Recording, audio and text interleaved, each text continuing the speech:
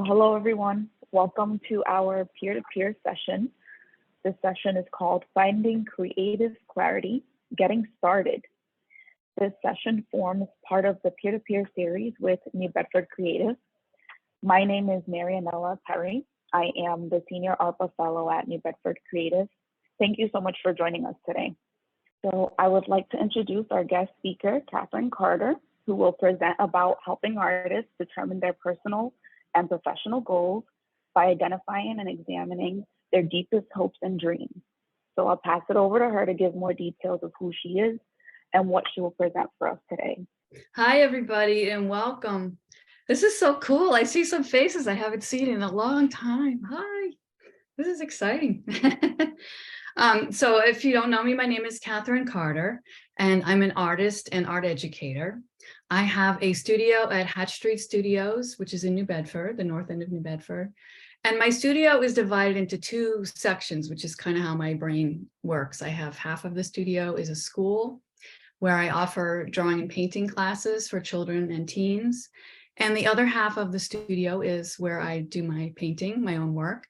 And there I create large-scale abstract paintings, which I sell to private collectors and corporations. So this is the first in a series of 3 talks I will be giving. And also I want to very much thank New Bedford Creative for inviting me to give these 3 presentations. They're all linked, and what they have in common is helping artists get in touch with the type of creative life you choose to live, that you want to live, and how to go about doing that. This first talk we'll talk about just how to discover what it is you wish your life to be, how you want your creativity to fit into your life. The second session will be Tuesday, April 11th, and on that day we'll talk about your creative space, specifically your studio, your home, your possessions, and how the things in your life influence how your life goes and how your creativity is allowed to flow or not, depending on what you own and how you position it. And the final talk of the series is Tuesday, the 25th. And on that day, I'll give really specific and practical steps on how to kind of take all the information that you've discovered and what you've discovered about yourself from the first session and the second session, and how to really set some practical steps in motion so that your life kind of takes on that creative turn that you wish that you have, that you want to have. As an artist, there is no set pathway. Other professional careers have specific steps that you can take toward achievement. Artists do not have that direct and step-by-step path laid out for them. For example, if someone wishes to become a doctor, there are very definite steps that you take in order to achieve that professional goal. You complete your undergraduate education, then you pass the MCAT exam, you complete medical school, you pass the medical licensing examination, you complete a residency program, you earn your board certification, you get your state license, and then you find employment or you open your own practice. So those are very clear steps to becoming a doctor. If you wish to become a plumber, same kind of thing. There are very definite steps in order to become a plumber. You receive your high school diploma or your GED, you complete vocational training for plumbing, you get you complete a plumbing apprenticeship, you get a license, and you find employment or open your own business. So again, by contrast, artists don't have that definite career path to follow, which can be confusing, it can be overwhelming. It's easy to lose your way and be tempted to just give up altogether. Traditional career advice doesn't necessarily work for an artist. One of my favorite books that I'll talk about later on in these talks is called Creating a Life Worth Living. The author is Carol Lloyd. And in this book, Carol talks about a friend of hers who received her BFA and wanted to become a sculptor, but she wasn't sure what the steps were. She wasn't sure how to go about it. So she went to a traditional career counselor. and soon found that this person, while well-meaning, just had no clue as to how to help her. So here's how she described the experience. She said, the counselor gave me a 2-hour multiple choice test with questions like, which would you rather be for Halloween? A fireman, a monster, a famous politician, or a kitten? Then they asked about my job history, which amounted to a lot of office work. Then they told me I was artistic and should think about pursuing a career in arts administration. Then I went home and ate a whole roll of Pillsbury cookie dough. So going to a career counselor is not necessarily going to help you become an artist. Another book that means a lot to me that I really enjoy and found helpful is called How to Be an Artist, which is not, I realize, not the greatest title, but it's a terrific book. The author is named Joanna Nagler, and she says about this subject, being an artist is hard. It's hard for the very reasons that it is amazing. It's separate from what most other people are doing, meaning it's often solitary in practice as well as in lifestyle. It requires seeing beyond the square peg status quo office life and envisioning something else. While meanwhile, all the rest of the world beats its drum of monetary success and climbing the ladder business prowess. So it can be a solitary experience to be an artist. It's not as though you're with a group as you're creating or even deciding what to do or how to structure your career. And another book that I just adore is called The Artist's Guide. It's by a woman named Jackie Battenfield, and she addresses this same topic as well. Jackie says, as an artist, almost everything you do is self-generated. There's no boss impatiently stamping his or her foot, demanding overtime to get a job done. There are no classroom assignments or end of semester critiques to pace you. It is a challenge to continue pushing yourself creatively as an artist year after year. Unfortunately, many of us tumble into the dark vortex of less and less art making as time goes by. Even if you do manage to remain resolute and self-motivated, your day job and personal life compete for meaningful time with your art practice. So this indefinite nature of the creative life is not the only threat to becoming an artist. We're so bombarded in our everyday lives with information, with responsibilities, with things, that it's easy to get so overwhelmed that you lose your focus on your true purpose in life, your true calling in life. But that is the reason I have scheduled these talks, because I believe that it can be done. And I believe that you can be an artist who achieves your dreams and lives the life you want to live. So that's what we'll start to talk about today. You have to, in order to do this, however, you have to be honest with yourself about what it is you want. You have to focus on making this life happen in your own way, regardless of what is going on around you. To figure out how to chart your own course as a creative person, you first need to clarify for yourself where it is you want to go. Remember that you don't have to know at this point how to get there, but the first step is to clarify for yourself. The first step is to define your destination. And to do that, you have to follow your heart and listen to your desires.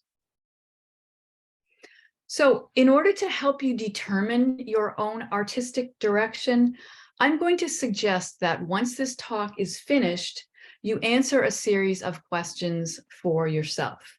And I suggest that you set aside, as the slide says, you set aside some quiet time in order to do this. Plan to spend at least 3 hours in total answering these questions. You can do it in short sessions. A lot of people like to journal, say, for half an hour when they first wake up in the morning. If you have a free day off and you'd like to just spend the day thinking about and answering these questions, perhaps if you have a weekend day off, but really put some time into it. And as you answer these questions, I recommend sitting in a comfortable, quiet, private place with either a notebook and pen or your laptop. Obviously turn off notifications, phone, eliminate any distractions that will break your concentration as you're thinking about these questions, and then write out your answers to them. I'm going to present each question on the screen and talk about how to approach it and how I recommend you think about it. but we will be including a PDF of all of these questions on one page in the chat area of your screen. So you'll have access to them together as a package, but as part of the talk, I'm going to go through each question in turn. Remember, as you answer these questions, don't temper them with what you think is possible or not possible, with what you think someone else would want for you, or what you believe you should do. Write down the answers in response to your heart's desire, exactly how you feel them, with no editing. So let's take a look at these questions. Okay, here's the first one. Think of a time in your life when you were most fulfilled creatively, and describe all the circumstances of your life at that time in detail. So for example, where were you living? Were you living in a city? Were you living in the country? Were you living in a house? What was your living situation like at that time when you felt most creatively fulfilled? What type of work were you creating? Was it sculpture? Were you writing short stories? What type of work really kind of got you excited? What materials were you using in order to work with? That type of question. And this is a memory. Really get as deep into this memory as you possibly can and remember everything about it. That's question one. Question two is, what do you love to create the most? That was sort of a past kind of a memory of yours. This is in the present day. As you think about what it is that you love to create the most, specify the type of art, the medium, the style. So do you love to make very small, detailed watercolors of your garden? Or do you love to walk through the city and take photographs of people as you're passing? What is it that you can think of today that really is kind of where you're at and that you'd really love to work on and expand on and explore? Think now about, what is your ideal work environment? What's your ideal studio space? And if you are a normal human being, probably by about now, question three, you'll start to kind of sprinkle your thought process with, well, I have an idea of an ideal studio, but rents are really running high these days. So I probably couldn't find a studio that was that big. Or don't start to say, don't start to sort of dilute your dream and water it down as to what you think is possible. Answer this as absolute ideal, your fantasy, your dream studio. You open the door and what do you see? How big is the space? What kind of light do you have? Do you have a beautiful, gentle north light kind of streaming in? Do you like to work at nighttime so you have bright spotlights on your work? What kinds of tools and materials do you have access to? My fantasy is like a floor to ceiling shelf of every single color that Golden Paints makes, and I just reach for it and grab it, which frankly is probably about $5,000, but this is a fantasy. So imagine what it looks like. Where is this space located? Is it attached to your home so that all you have to do is, walk into your yard or walk into the next room? Is it a commute where you drive through the country and kind of get inspired by what you see and then arrive at your studio? Everything about it, everything that would make the ideal studio for yourself. That's how I want you to answer this question. Okay, the next one, describe your ideal daily life in specific detail. So this is the same type of thing, but imagine from the very first moment when you open your eyes in the morning, what do you see? What does the room look like? What do you hear? What do you smell? Who do you live with? Is it your family? Is it your kids? Do you live by yourself? Do you have friends living with you? What are the people whom you see? What's your idea? What do you eat? What are your favorite meals? How do you work out? Everything about your day that would be absolute ideal.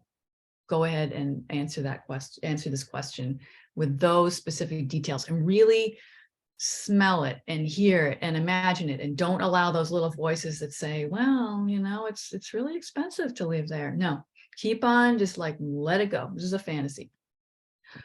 Let's talk about money, which is often a fraught topic for artists. But again, this is your dream. This is what you want. So how would you define the ideal relationship between your art and your finances? Ideally, not with what you think is possible, ideally. So would you love to have everything paid for by your art? So that was your sole means of income and that's what you live from? Maybe half and half. Maybe you have another job. That's how my life is. I love to teach. So it's about half teaching and half art making and selling. Maybe you'd like to have your lifestyle financed another way so that there's no financial sort of influence on what you create, and it's completely sort of divorced from money, I guess you'd say. Think about what your relationship would be between your art and your finances to answer this question. Next, think about in what ways does your artwork fulfill you?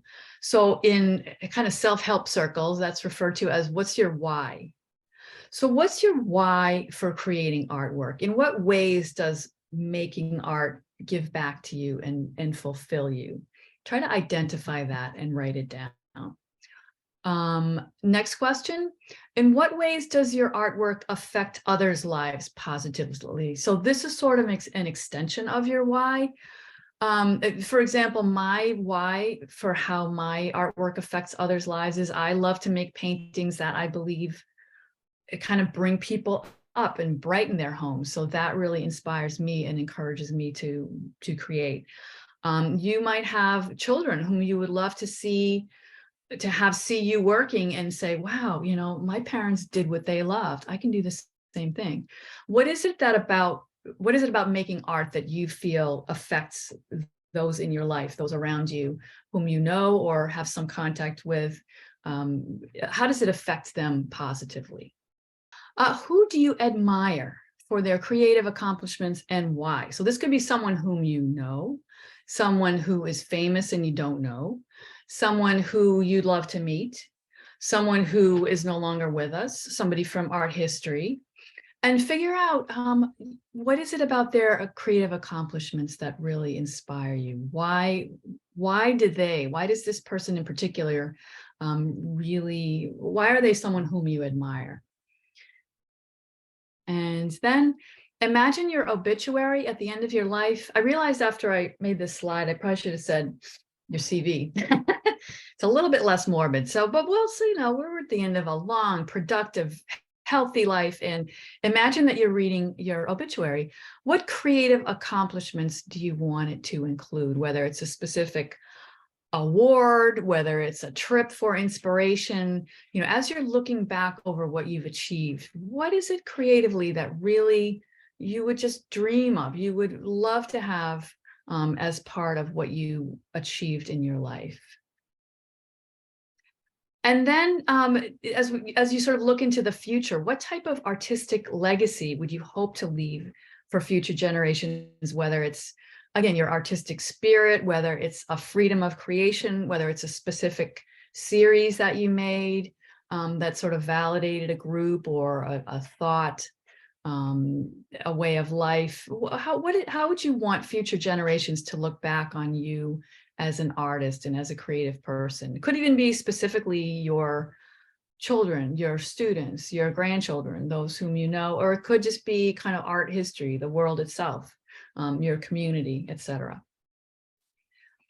What have you never tried creatively that you would like to? I think we all have one of these. I probably the second question of what is familiar to you that you love to do, that probably came easily to us, but we all have like a little creative something that we'd always loved to try, but we never quite had time because we were too busy. What is that? Maybe you're a sculptor and you love to try writing, or maybe you are a photographer, but you've always wanted to sketch what you're photographing in addition to taking pictures. So think about something that you've never tried that you would really love to. And I believe this is our last question yet. What scares or intimidates you the most about the idea of being an artist? So what is it that, you know, kind of trips you up or perhaps keeps you from giving your all or giving as much, devoting as much to your career as an artist, that it just kind of stops you or slows you down? It's really good to identify that, and that way you can kind of face it, you can kind of process it and kind of deal with it. And so once you've answered these questions, take time to really read them over, think about them.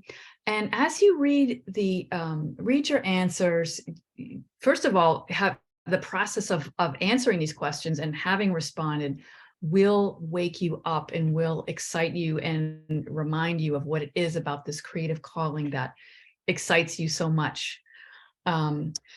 And also believe that it's possible. Again, we're so plagued with those little practical, reasonable voices in our heads that have been drummed into us since childhood. Try and at this point, we'll talk about how to practically do this, but for the moment, try and believe that these things are possible. Try and believe that the fact that you're even dreaming them and considering them and wishing for them means that you are meant to have them and that you can have them. And remember too that you don't have to compromise to have these things. Again, I think we're so used to, well, I really want this, but well, I'll settle for this. You want all of what you want for a reason, and you can have all of what you want. It is possible to do. So answering these questions is the first step toward finding your creative direction. So keep in mind as you answer these questions, and once you've completed that process, it's a really big deal to kind of face yourself and to face that information that's deep down inside. Be proud of yourself for taking that important step toward the life you want to live. And once again, I'm going to quote Joanna Nagler, who wrote the How to Be an Artist book. She has a lovely quote that I think kind of sums up how to be appreciative of yourself and realize what a big deal it is to begin to face being an artist and really moving towards what you want. So Joanna says, some days it's just going to knock us over to be walking such a contrary path, and we'll get depressed and hurt, and we'll feel like we're left outside of our time and our culture and even our friendship circles. So it may be that your best friends call to say that they've just closed on the beautiful multi-million-dollar house in the suburbs, and you're just keeping it together with your day job and your 700 square foot apartment, and your confidence gets dinged. These are the days when we have to take time out to be gentle with ourselves. When we fall prey to these kinds of depressive feelings about our artist's life, the most important thing to do is stop. Don't keep pushing when you're tender. Take an hour or two and do something sweet for yourself, something that connects you to an easy feeling of being grateful to be alive. Be gentle, be good to yourself, and don't press. Think easy on the soul. Remember that no one person's life is of any more value than any other's. We all contribute to our world, and every good thing we offer is meaningful to the whole. We hold close to our hearts the shining truth that being called as an artist is a blessing, rare and exquisite, unreplicated in any other being on the planet. We will open it up for questions now. I am going to open up the chat. Margot says, when you went through this process for yourself, what did you discover? Anything surprising? Well, I'm discovering that, and this won't be news to anybody really, but we're so buried by the news and, your kid pulling on your skirt for, Mom, I need help with my homework, or I need you to sign this slip, or, the everyday real. And I'm a professional artist. I mean, this is what I do. So I can only imagine that for somebody who kind of would like to do this and is trying to figure out how to do it. It's like this little, you're kind of crawling out of a hole because you're so buried by all of these messages and these, your parents telling you to be practical and, become an accountant and all these things. I mean, it's like you're fighting with it all. So even someone who this is my thing, I've been doing this for almost 30 years, but it's hard. It's hard. I've already raised my family, and I've had a career for 30 something years, and I'm retired. And this is all like you're talking about people who are looking at a career in this. But what I struggle with is just even saying I'm an artist, because I don't, and trying to find purpose in my art now. I don't want a second career. I've already had my career, and this is more, but I still want to be an artist. I still want to have that role in my life, and I'm just kind of stuck there. I think a lot of people that I know are in the same situation, because it's a lot easier to be taken seriously by others and even by yourself, really, if you can say, well, I work at a bank and I go in and advise, my investors every day. And it's like there's sort of more credibility in a real job. Whereas sort of the perception of, at least in the United States anyway, the perception of an artist is, either you sell your work, or you're just kind of futzing around on the weekends around the more important things in your life, and it's not that big of a deal. So it is a real struggle, I think. Again, particularly in this country, I think artists are more understood in other areas of the world, but it's a real difficulty. And I think you just have to really honor yourself and your desire, because I know you personally, and I know that this is art's been calling you ever since you went to college. Mhm. And that doesn't make it less, it doesn't make it wrong that you took the path that you took, but it's always kind of been knocking on the door. So you have to honor that within yourself. And I think those around you kind of follow suit when you take it seriously, when you believe in it, when you admit that it's part of who you are, being an artist and being creative. Those around you accept it because you've accepted it. Does that make sense? Yeah, but I mean, is it okay for me to say I'm an artist? Yeah, I remember, this is sort of more career than what you're describing, but when I was in graduate school, I mean, I had invested 2 solid years of just painting.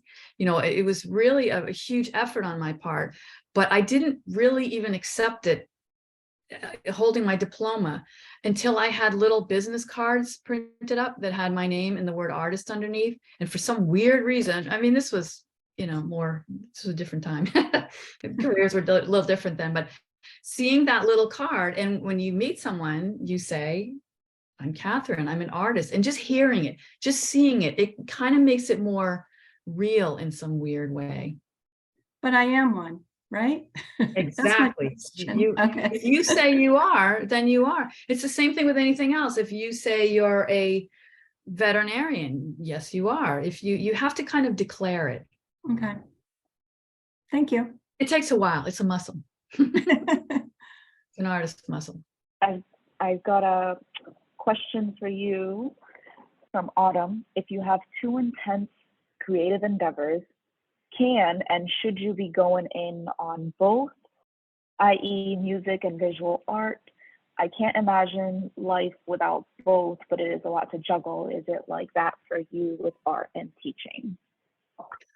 Yes, Autumn. Well, every book I read, it always, whether it's a business book or a self-help book, they all say, focus on one thing, really get your so-and-so career off the ground and then approach your so-and-so career. You really kind of focus. And I think that's really great advice, but I cannot. It is just not physically possible for me. I always joke that I'm a Gemini, and so we're kind of, there's a little bit here and a little bit there. So, I've tried that. I've tried, okay, I'm just going to teach. I'm going to be sensible and smart and earn some money and be a teacher. And then I'll paint on the weekends, but I can't because I'll just want to paint so badly. And I've tried, well, I'll just paint. And I get kind of lonely and stuck in my studio, and I really want to be with people. And I love teaching. I want to be with my students. So some people, perhaps such as the two of us, we can't. It's better if you can focus. It's better to say, okay, I'm going to be an artist and I'm just going to paint, but I can't do it. I have to have both. And the fact that you only have 2, that's great. Just listen to inside. And when you wake up in the morning, it's like, oh, I got a song in my head. Then it's the music side. If you wake up and it's like, I think I'm going to teach a workshop, then it's the teacher side. And you just listen to yourself. Barbara said, how did you get into corporate business collecting? I have spent quite a number of years kind of cultivating art consultants. And there are those who specialize in placing work in corporations. COVID had some effect on that, although I've had a lot of good fortune lately in that the people I began working with some time back are still working with corporations and they're still selling my work. But pre-COVID, there were tons of huge office buildings and they needed tons of huge art. So I would reach out. There are many art consultants who work with artists in particular for corporate settings. They tend to prefer kind of easier on the eyes or less, I don't know if the word would be controversial, but sort of art that is easy to take, such as abstract art. You know, if someone did large nudes or something like that, it might not sell as well to, say, a corporation. But they're out there. There's a lot of really good art consultants out there. Thank you, Catherine. I always wondered how, if they just found you searched and found people. Oh, hey, Barbara. It's kind of a combination of both. Like I said, I searched and they found me. In fact, it always seemed ironic that I would put out a big kind of push to find people, not get a response, get all discouraged, and then like a month later, somebody would contact me. So just kind of putting that energy out there. But if you just go to, you know, Instagram and type in art consultants, all kinds of accounts will come up of folks who might be able to place your work. Landscape would be wonderful. And you do such beautiful work. I think landscapes would be terrific, would really be well received. Catherine, quick question. Do you have any advice on staying consistent with, you know, I'm watercolor painting right now, and I'll go through periods where I'm putting out a tremendous amount of work and then nothing at all. Like, what keeps you motivated? That's number one. And then number two, how much time do you spend, would you say, on your paintings yourself during the week? Yeah, I think consistency is something that it's great if you're working out and you work out for half an hour every single morning and you're in great shape, or it's great if you're going to school and you do your homework every night. But as being an artist, as I mentioned in the early part of the presentation, it's so elusive. It's so difficult to kind of pin down. So that's kind of how we roll. You'll have this burst, whether it's influenced by a trip you took or it's just kind of been brewing inside and all of a sudden it comes out, you know, whatever the inspiration may be. And then you have, it's like a wave on the ocean. Then it kind of, you know, the beach is empty for a little while and then here comes another one. So that's just how you work. And you just have to kind of accept it and literally roll with it. You could do something like, you know, okay, every morning I'm going to get up and do a quick watercolor sketch. I mean, sometimes putting a system into place like that is helpful, but the fact that that wave always comes back for you, I think, is significant.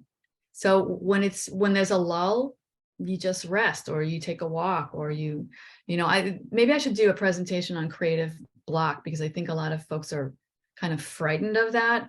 But like, that's just, again, it's not, you know, we're not athletes training for the Olympics or something like that. If you have a month where you do nothing, or you have a year where you do nothing, you kind of needed that time. So you have to kind of follow your own natural pace. I believe there's a muse out there somewhere, whatever outer, you know, spirit you believe in, that's kind of guiding us, and maybe you needed that rest.